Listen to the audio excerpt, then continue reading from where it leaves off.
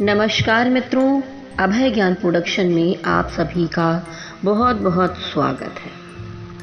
आज एक नए विषय पर विचार करने वाली हूँ, क्योंकि मैं शिव जी की भक्त हूँ और हमारे ग्रुप में जुड़े हुए बहुत सारे लोग शिव जी के अनुयायी हैं और उनके बारे में और कुछ जानकारियाँ जानना चाहेंगे। हम शिव जी को जानते हैं शिवलिंग से, तो आज मैं बताऊंगी कि शिवलिंग के पीछे का विज्ञान क्या है। इसीलिए मेरे वीडियो का टाइटल है साइंस ऑफ शिवलिंग। ठीक है। कुछ समय पहले तक धर्म और विज्ञान को परस्पर विरोधी माना जाता था, लेकिन कुछ वैज्ञानिकों और विद्वानों के विश्लेषण से निकले निष्कर्ष से दोनों में बहुत कुछ समानताएं सामने आईं। और फिर भूवैज्ञानिक और पर्यावरण वैज्ञानिकों ने शिवलिंग से जुड़े वैज्ञानिक तथ्य खोजने के प्रयास किए। शिवलिंग जिसकी पूजा लगभग सभी हिंदू करते हैं, इसके बारे में वैज्ञानिक तथ्य है।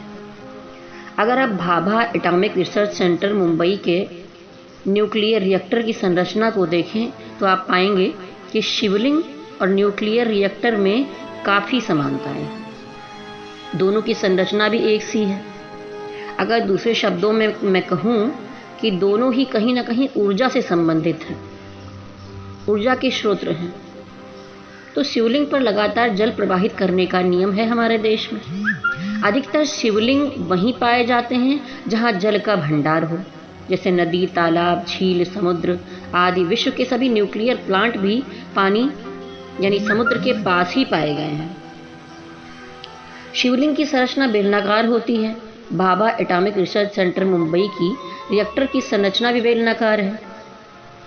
न्यूक्लियर रिएक्टर को ठंडा करने के लिए जिस जल का उपयोग किया जाता है, उस जल को किसी और प्रयोग में नहीं लाया जाता। इसी प्रकार शिवलिंग पर जो जल चढ़ाया जाता है, उसको एक प्रसाद के रूप में ग्रहण किया जाता है। शिवलिंग की पूरी परिक्रमा नहीं की जाती। जहाँ से जल निष्कासित हो रहा है उसे लांघा भी नहीं जाता, ऐसी मान्यता है। वह जल आवेशित चार्ज होता है। इसी प्रकार से जिस तरह से न्यूक्लियर रिएक्टर से निकले हुए जल को दूर रखा जाता है, ऐसी मान्यता है। वास्तव में शिवलिंग हमारे ब्रह्मांड की ही आकृति है। जिस प्रकार से निरंतर ऊर्जा देते रहने से न्यूक्लियर रिएक्टर गर्म हो जाता है तथा उसको ठंडा करने के लिए जल आवश्यक है, उसी प्रकार शिवलिंग को भी जल की आवश्यकता होती है। ऐसा माना जाता है कि शिवलिंग ब्रह्मांड की भी एक ऊर्जा का स्रोत है, जिससे लगातार ऊर्जा निकलती रहती है। लोग श्रद्धा से बेल का पत्ता शिवलिंग पर चढ़ाते हैं। कुछ समय के वैज्ञानिक शोध में ये ज्ञात हुआ है कि बेल के पत्तों में रेडियो विकिरण रोकने की क्षमता है। इससे पता लगता है कि प्राचीन काल में लोग शिवलिंग को ऊर्जा अथवा विकिरण का स्रोत मानकर उस पर जल एवं बेलपत्रों को क्यों चढ़ाते थे। ऐसा माना जाता है कि सोमनाथ के मंदिर के शिवलिंग में श्यामानंतक नामक एक पत्थर को हमारे पूर्वजों ने छुपा कर रखा था, जिसके बारे में धारणा है कि ये रेडियो एक्टिव भी था। ये भी माना जाता था कि मोहम्मद गजनी ने इस पत्थर को प्राप्त करने के लिए सोमनाथ के मंदिर पर कई बार हमला किया था। ये कथा भी प्रचलित रही है कि इस पत्थर से किसी भी धातु को सोने में बदला जा सकता था। लगता है कि इसी कारण से लोग सोमनाथ के शिवलिंग पर बेलपत्र चढ़ाते थे, ताकि विकिरण का प्रभाव कम हो सके, और प्रथा भी आज तक प्रचलित है।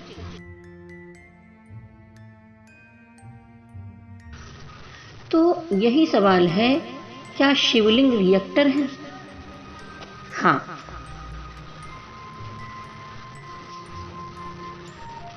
आपने सही सुना। सच में 100% है। भारत का रेडियो एक्टिविटी मैप उठाएं, आप हैरान रह जाएंगे।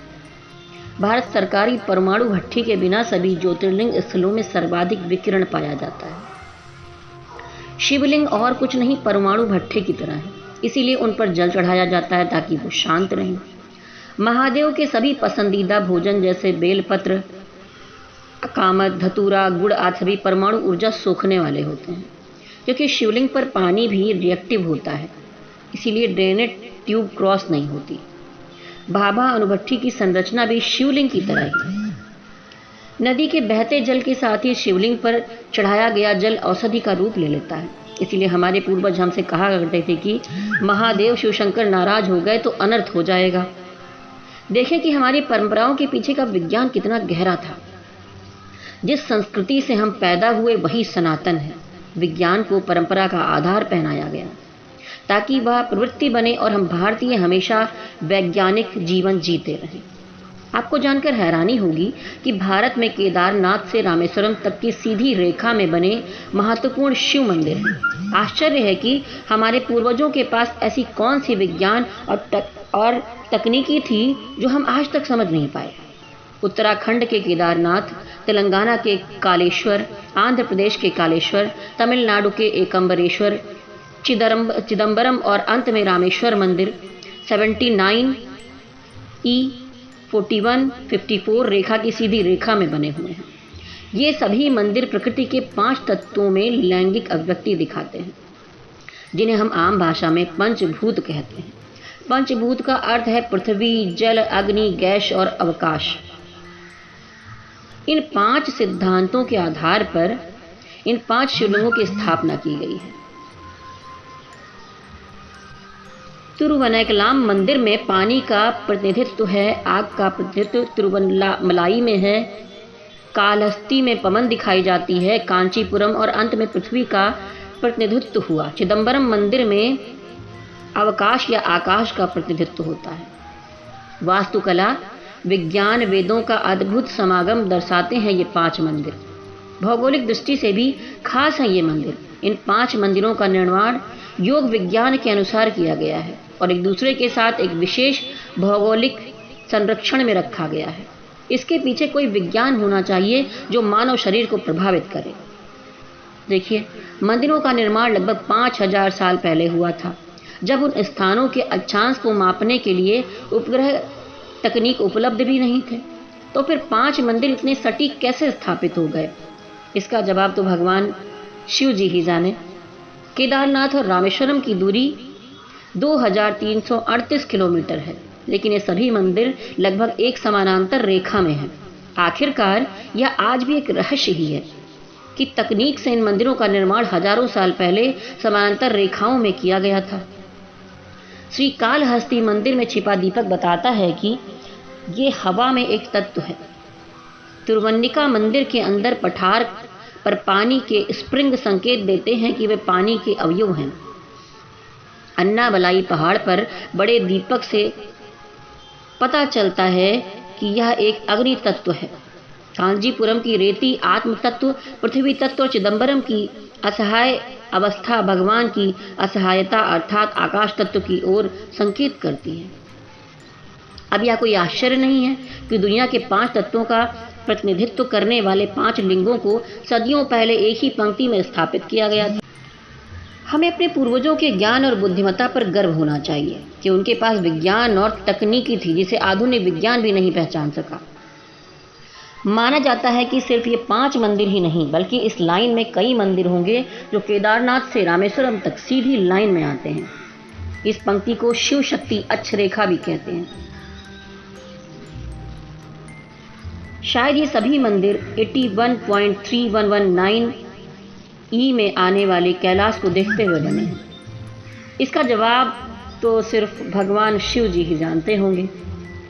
आश्चर्यजनक कथा महाकाल उज्जैन में शेष ज्योतिर्लिंग के बीच संबंध दूरी देखें तो आपको बड़ा आश्चर्य होगा। देखिए, उज्जैन से सोमनाथ 777 किलोमीटर, उज्जैन से ओमकारेश्वर 111 किलोमीटर, उज्जैन से भीमाशंकर 666 किलोमीटर, उज्जैन से काशी विश्वनाथ 999 किलोमीटर, उज्जैन से मल्लिकार्जुन 999 किलोमीटर, उज्जैन से केदारनाथ 888 किलोमीटर, उज्जैन से त्र्यंबकेश्वर 555 किलोमीटर, उज्जैन से बैजनाथ 999 किलोमीटर, उज्जैन से रामेश्वरम 1999 किलोमीटर, उज्जैन से कृष्णेश्वर 555 किलोमीटर। अब देखिए, हिंदू धर्म में कुछ भी बिना कारण के नहीं किया जाता है। सनातन धर्म में हजारों वर्षों से माने जाने वाले उज्जैन को पृथ्वी का केंद्र माना जाता है। इसीलिए उज्जैन में सूर्य और ज्योतिष की गणना के लिए लगभग 2050 वर्ष पूर्व मानव निर्मित उपकरण बनाए गए थे। और जब एक अंग्रेज वैज्ञानिक ने 100 साल पहले पृथ्वी पर एक काल्पनिक रेखा कर्क बनाई तो उसका मध्य भाग उज्जैन था। उज्जैन में आज भी वैज्ञानिक सूर्य और अंतरिक्ष की जानकारी लेने आते हैं। तो देखिए, मैं आप लोगों से कहूँगी कि ये विशेष जानकारी आप लोग शायद बहुत सारे लोग नहीं जानते होंगे। तो वीडियो कैसा लगा नीचे कमेंट बॉक्स में ज़रूर लिखिए, और आप अपने ग्रुप में या बहुत सारे लोगों को शेयर भी कर सकते हैं। तो जाने से पहले मेरे साथ कहिए, शक्ति माता की जय हो, भोलेनाथ की जय हो। ओम हर हर महादेव शिव शंभो। आज विजयदशमी की बहुत सारी शुभकामनाएं आपको, रामनवमी की बहुत सारी शुभकामनाएं आपको। हर हर महादेव, हर हर महादेव। जय शिव शंभो, जय शिव शंभो। ओम नमः शिवाय, ओम नमः शिवाय, ओम नमः शिवाय। हरि ओम तत्सत, हरि ओम तत्सत, हरि ओम तत्सत।